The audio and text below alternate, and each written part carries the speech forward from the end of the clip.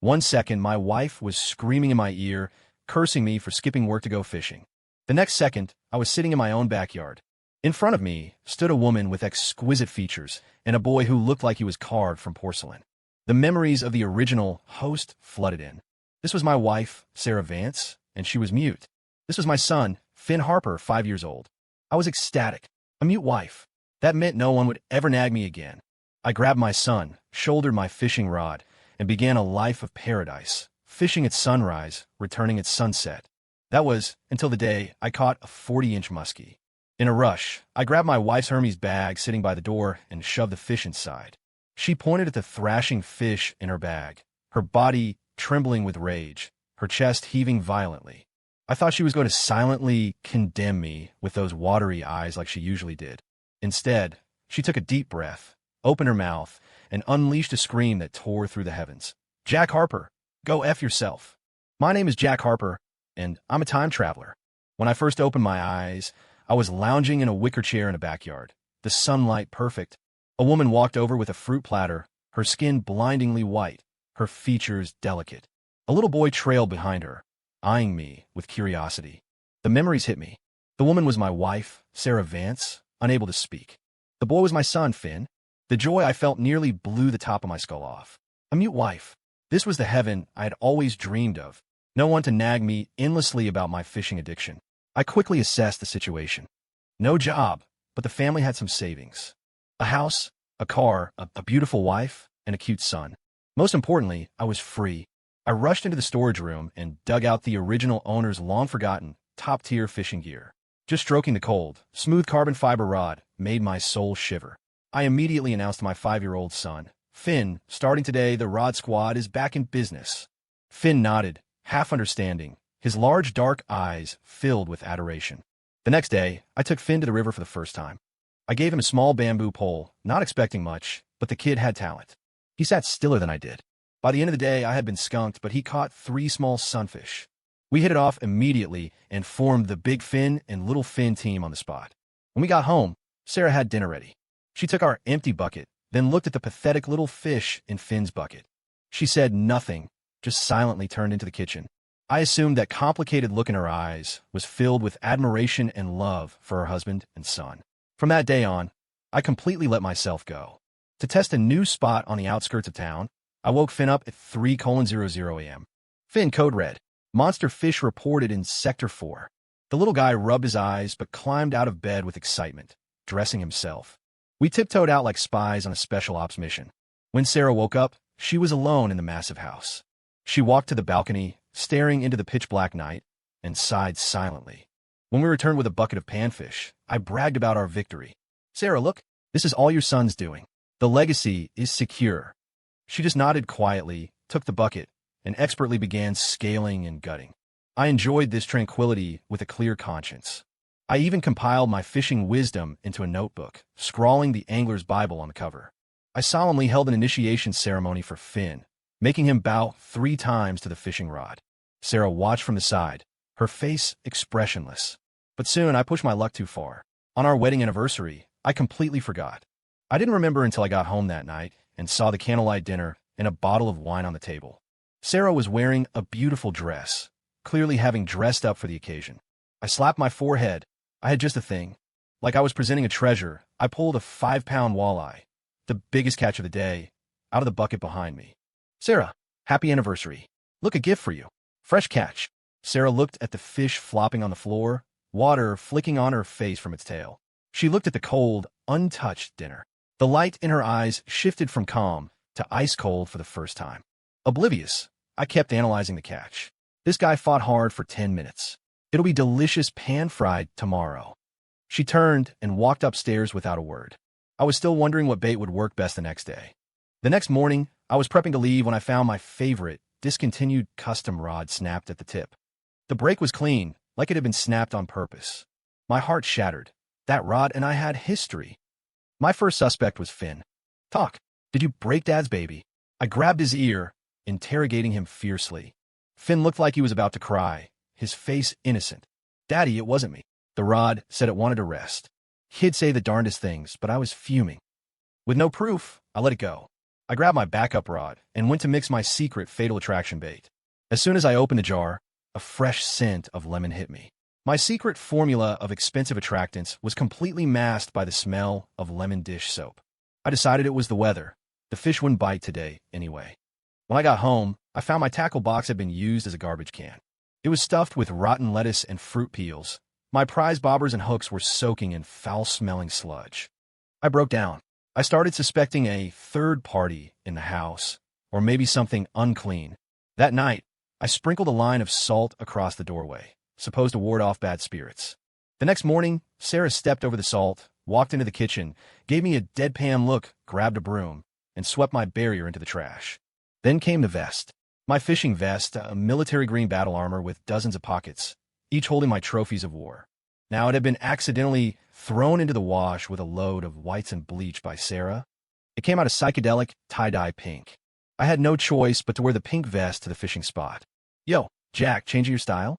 Trying to catch a mermaid? That color is bold. We should call you the Pink Fisher Vixen. The mockery from the other anglers buzzed around me like flies. I felt my dignity being ground into the dirt. I was finally certain someone was sabotaging me. I narrowed my suspects down to two people, my son Finn and Mr. Henderson next door, who was always overly polite to my wife.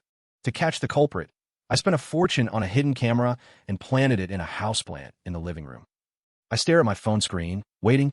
All day, I only saw Sarah cleaning and taking care of Finn, her life as regimented as a robot. Just as I was about to give up, she finished cleaning and walked over to the plant where I hid the camera to water it. She looked up, staring directly into the lens. On that typically emotionless face, a meaningful, terrifying smile slowly appeared. That smile made the hair on my back stand up. The community announced a major fishing tournament with a grand prize of $5,000 cash. I pinned all my hopes on this.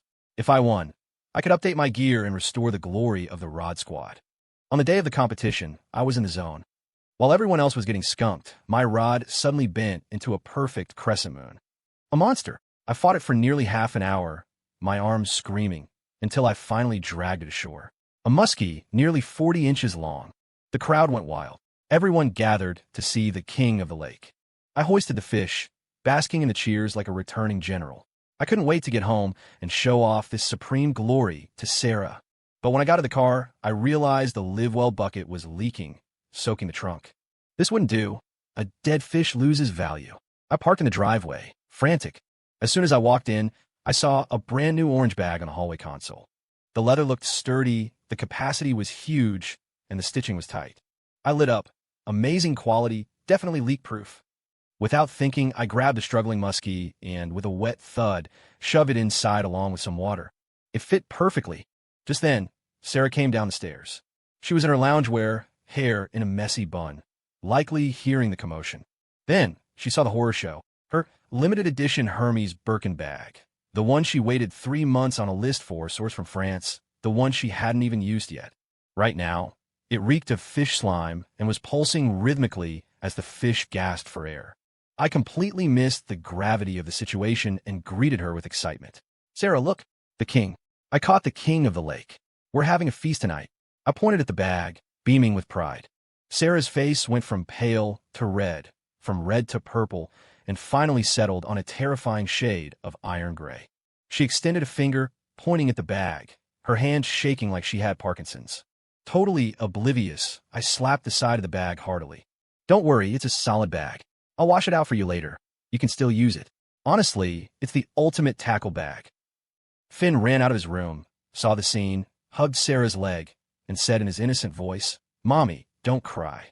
Daddy said when he gets rich, he'll buy you 10 of these grocery baskets." That sentence was the final straw. Sarah stared death at me, her chest heaving violently. She took a deep breath, drawing on every ounce of strength in her body. Then she opened her mouth and erupted with a clear, resonant, fury-filled scream. "Jack Harper, go F yourself." The sound echoed through the entire villa, making my eardrums ring. I froze, petrified, my mind a blank slate. Wasn't she mute? I stood there like a wooden post, mouth gaping. I pointed at her, stammering, "You can talk." Sarah looked at me like I was a complete moron. She let out a cold laugh filled with ice shards. "If I didn't speak up, you'd tear this house down brick by brick." She snatched the pulsating Hermes bag and threw it on the floor. The muskie slid out, flopping wildly on the hardwood. "Jack, get over here." She pointed at the living room sofa, her tone leaving no room for argument. It was the first time I'd seen her like this. My knees actually went weak, and I obediently sat down. She began her post-game analysis. "2 weeks ago, did you take my new La Mer essence water and pour it on your precious earthworms?" My brain buzzed. I remembered. That bottle of water smelled like fermented nutrients.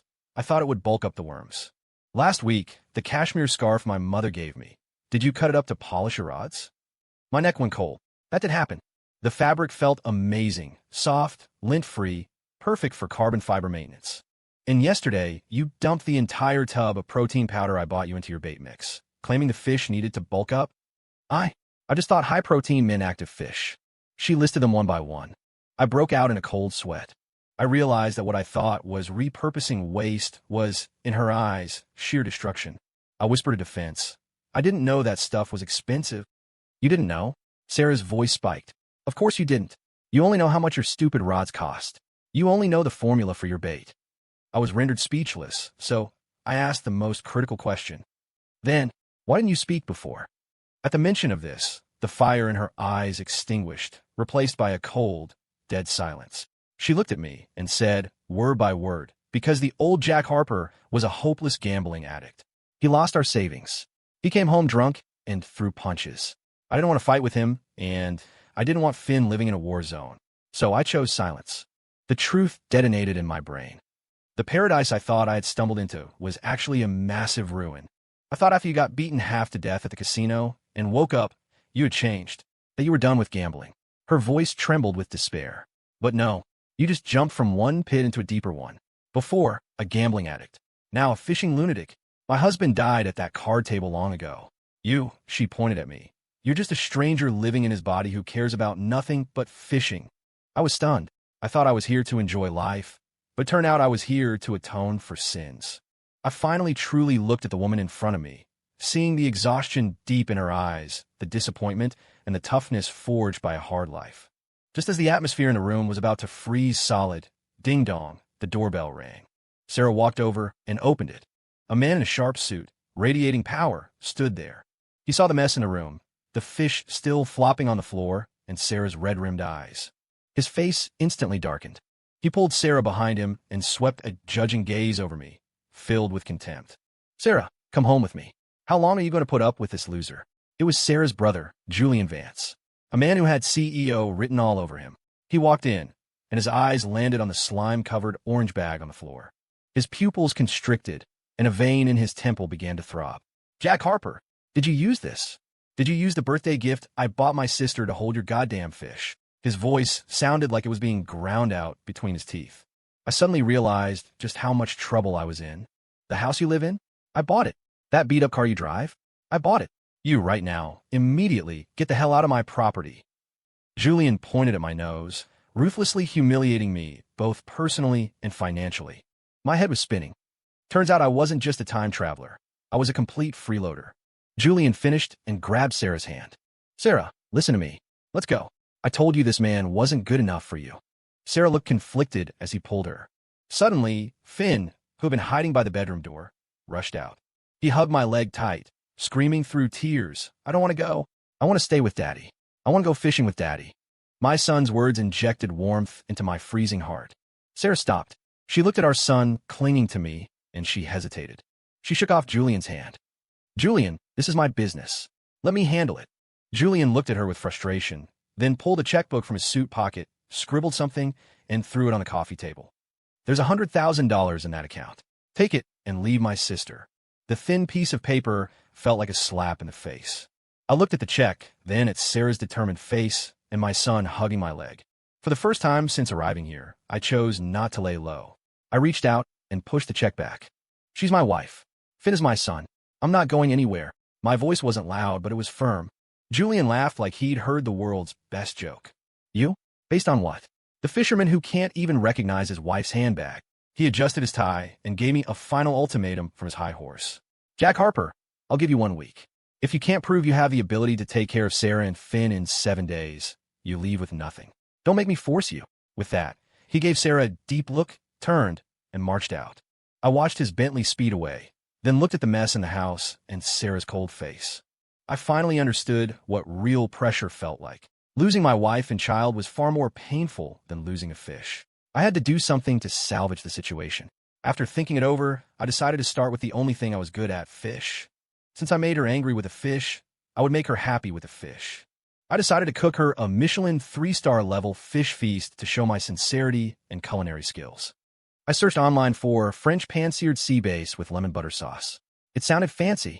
Confident, I walked into the kitchen, took the guilty muskie from the fridge, and cut a large fillet. Not sea bass, but fish is fish, right? The recipe called for butter. I couldn't find any, but I saw a jug of peanut oil. Oil is oil. The recipe called for thyme and rosemary. Never heard of them, but I found star anise and peppercorns. Their spice is close enough. I heated the pan until it smoked and poured half the jug of oil in. The moment the fish hit the pan, hot oil exploded like shrapnel on a battlefield. Thinking fast, I grabbed a pot lid as a shield, enacting a real-life version of Kitchen Spartan. Thick smoke billowed, and soon, the smoke detector screamed. Beep, beep, beep. The piercing alarm filled the house. Sarah rushed down from upstairs to see the kitchen engulfed in smoke and me heroically fighting the stove with a lid and spatula. She didn't say a word. She silently walked to the hallway, disabled the main alarm, and opened all the windows. I finally finished the fish. Or rather, a piece of char-grilled muskie, black on the outside and bloody on the inside. I plated it on the nicest dish I could find and carefully carried it to Sarah, my face full of expectation. Sarah, taste it. A French feast I made just for you. Sarah looked at the black, unidentifiable object, then at me. She picked up her chopsticks, pinched a tiny piece, and put it in her mouth. She chewed once, kept a straight face, turned around, and spit the fish into the trash can. Finn, trying to save his dad's dignity, bravely shoved a huge chunk into his mouth. Then, clutching his mouth, he sprinted to the bathroom, followed by the sound of earth-shattering vomiting. My culinary debut ended in total failure. I was sentenced to wash dishes for a week. That night, as I fought a mountain of plates, Sarah walked in with a receipt and silently stuck it to the fridge door. I leaned in to look. It was a bill from a luxury leather care center. Service: Hermes Birkin Deep Clean, Deodorize, Restoration.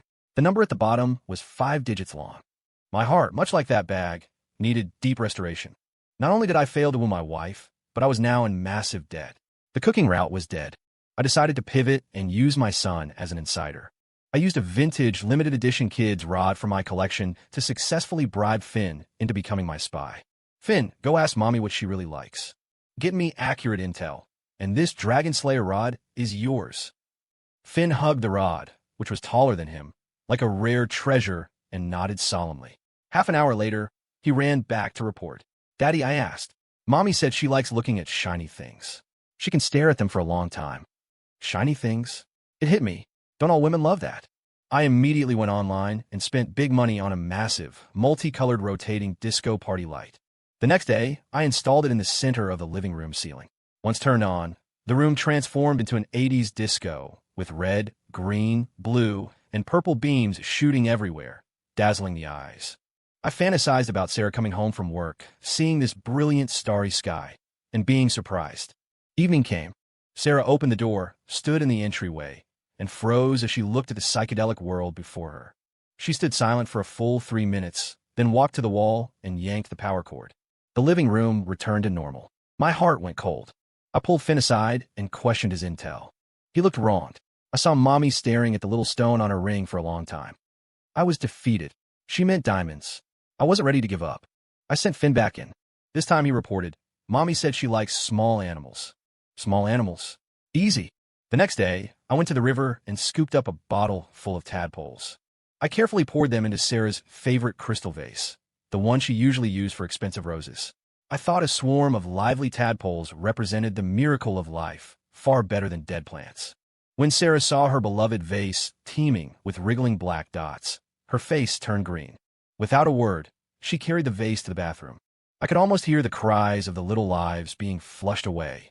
Still not dead yet. Finn provided a third tip. Mommy told Mrs. Higgins yesterday that she thinks Daddy smells bad. This hurt my pride. I decided to change. I raided her walk-in closet and found a bottle of perfume that looked high-end, labeled Chanel and Degree 5. Treating it like bug spray, I doused myself from head to toe. The scent was thick enough to solidify.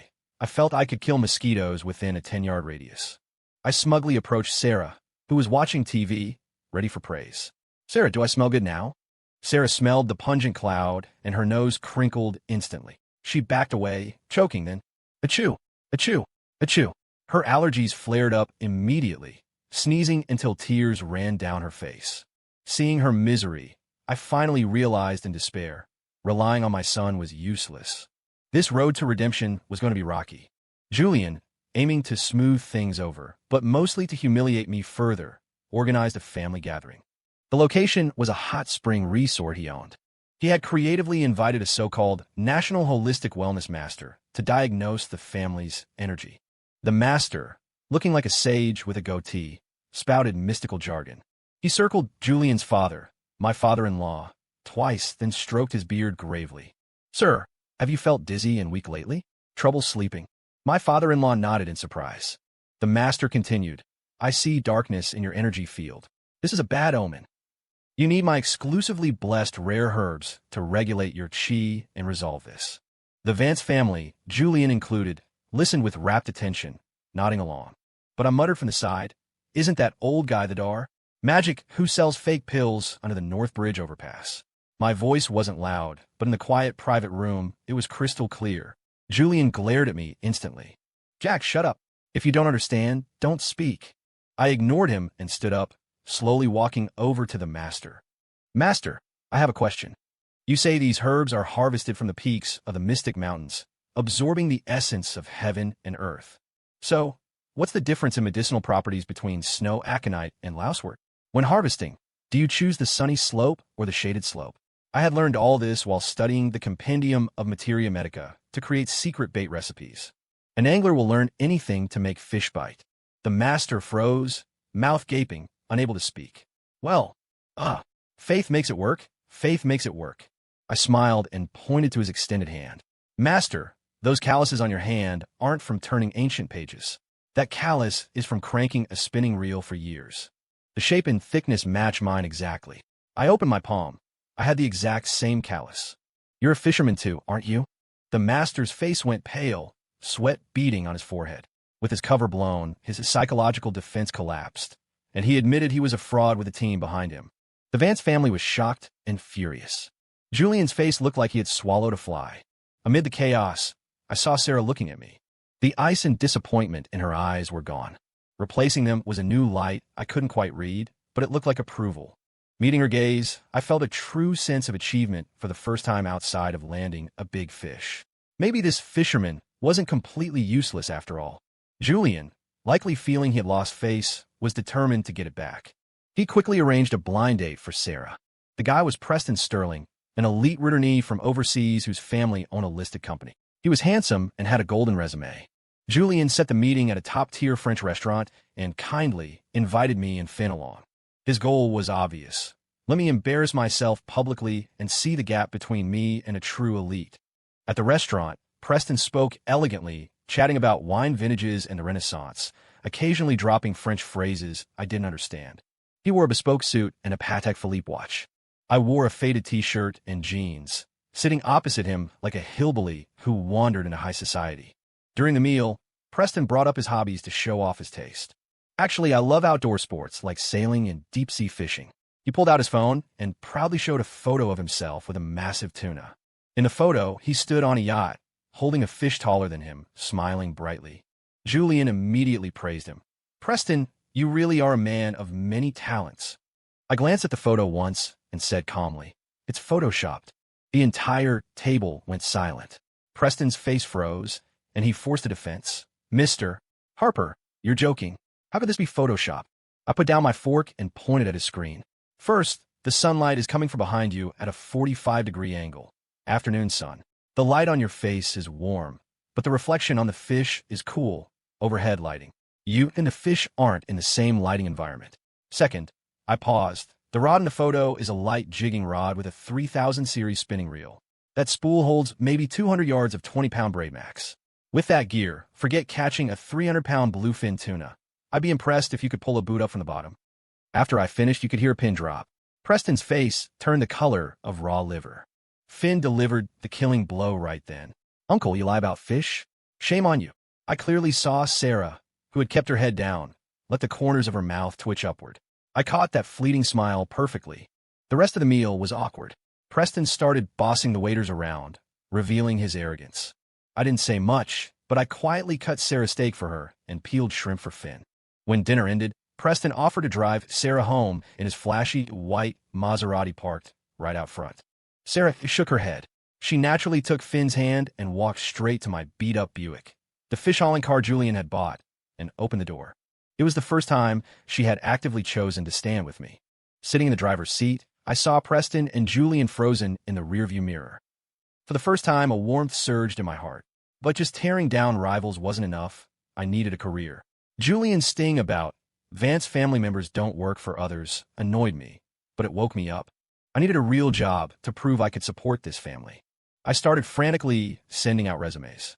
But with my average education and history as a loafer, I got no responses. Just as I was about to despair, I saw a job posting for a local aquaculture company hiring a water quality monitor. The requirements were odd, no degree needed, but must have extreme knowledge of all local water bodies. It was practically made for me. I went to the interview immediately. The interviewer was a middle-aged expert with glasses. He asked some very specific questions. What was the pH level of Dragon Lake during the last test? What's the dominant vegetation? I answered without thinking, pH around 7. 2. Slightly alkaline. Vegetation is mostly hydrilla and tape grass. Because they dredged the silt last year, the bottom nutrient layer is thin, bad for bottom feeders, but great for carp and bass. The expert paused, then asked, why are the fish in the West Quarry Pond getting smaller every year? Dead water. The chemical plant upstream dumped illegally years ago. Severe eutrophication caused blue-green algae blooms, lowering oxygen levels. Fish are lucky to survive. They won't grow. I knew every inch of water in this city by foot and by rod. I was hired on the spot. Not only that, but I proposed several breed improvement plans based on water types and was directly promoted to technical consultant for the hatchery base. When Julian found out, he sneered at a family dinner. I thought it was some high-level position. Turns out you're just a fish farmer. I didn't reply, but Sarah put down her chopsticks. Julian, honest work is honorable. He's feeding his family with his own skills. It's not shameful. This was the first time she defended me in front of Julian. After starting work, though tired, I stopped coming home empty-handed with just fish. I started bringing Finn his favorite snacks and Sarah cakes from the bakery she liked. Sarah didn't say anything, but my lunch changed from takeout to bento boxes she made herself, nutritionally balanced and delicious. On the day I got my first paycheck, I didn't go to the tackle shop to buy the new rod I had been eyeing. I dragged Sarah to the high-end mall downtown. I slapped my debit card on the Hermes counter. Hi, bring out your most expensive bag. But Sarah stopped me. She pulled me out of the store and pointed to the orange bag she was carrying, the one that had been professionally restored. No need. She looked at me, light in her eyes. I think this one is fine. It holds fish. It holds groceries. It's grounded. Then she smiled. Not the cold, mocking smile from before, but a genuine smile, warm as a spring breeze. In that moment, I felt like flowers were blooming all over the world. A project at the company made huge profits thanks to my technical improvements, and I got a hefty bonus. I didn't buy a car or a house. I used my connections to rent a scenic private island on a lake for a week. That weekend, I told Sarah and Finn I was taking them to a new guaranteed catch spot. Sarah thought it was my old obsession again, but came along with Finn. When the boat docked, she froze. I had decorated the island with countless strings of fairy lights and candles, making it look like a fairyland. A huge outdoor movie screen was set up by the water. I pulled out 2 brand-new rod cases from behind me. Inside were 2 identical, top-tier custom rods. I handed one to her. Sarah, I was immature before. I only thought about my own happiness fishing and ignored you and our son. From now on, I want you to share this joy with me. Or, I'll join you in whatever you like to do.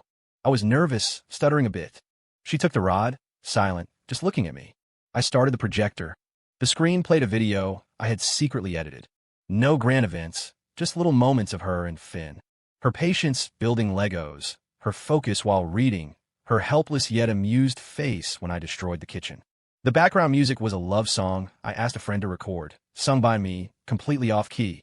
Sarah watched, laughing, until tears rolled down her face. I clumsily wiped them away. Don't cry. I sold 3 vintage rods to pay for the decorations. She laughed through her tears. I gathered my courage and hugged her. Sarah, Are you still mad at me?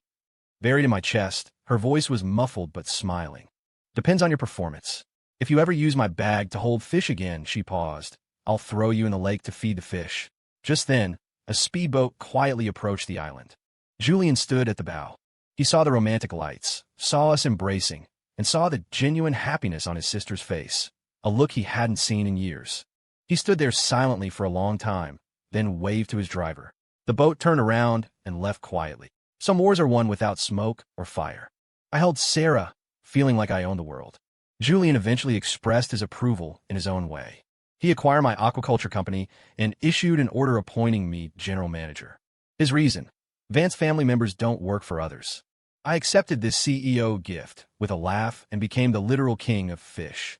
Life returned to a track, but a new, balanced one. One weekend afternoon, the three of us went to the lake again. I sat on my tackle box, staring intently at the bobber. Sarah lay on a lounge chair nearby, reading. Finn ran between us, chasing butterflies. The bobber suddenly dipped hard. I yanked the rod but felt nothing. Missed it. TCH. Sarah snorted without looking up. Set the hook too fast. Bad form. You were half a beat early. I wasn't having it. Easy to say. You try it. Sarah put down her book, stretched, and walked over. She picked up the top-tier rod I gave her, the one she hadn't touched yet. I thought she was bluffing. But then, she baited the hook, cast the line. The movements were fluid, professional, more graceful than even my own. The bait landed precisely on a spot 30 yards out, barely making a splash. Moments later, the bobber dipped. Sarah flicked her wrist, setting the hook instantly. The rod bent into a beautiful curve. She calmly controlled the fight, playing the fish. Minutes later, a 3-pound crappie was easily netted and brought ashore. She unhooked it and glanced at me triumphantly. I was dumbfounded, my jaw on the floor. How do you know how to do that? Sarah smiled like a sly fox, wiped her hands, and lay back on her chair with her book. Oh, I forgot to tell you. My dad was a nationally famous angler back in the day. I won the National Junior Fishing Championship when I was 5. A bolt of lightning hit my brain. The ultimate plot twist. I looked at my smiling wife, then at my son clapping and cheering, the sun dancing on the rippling lake. I suddenly realized that having a wife who could fish was 100 times better than having a mute wife. Finally, the Rod Squad had found its true queen. Story complete.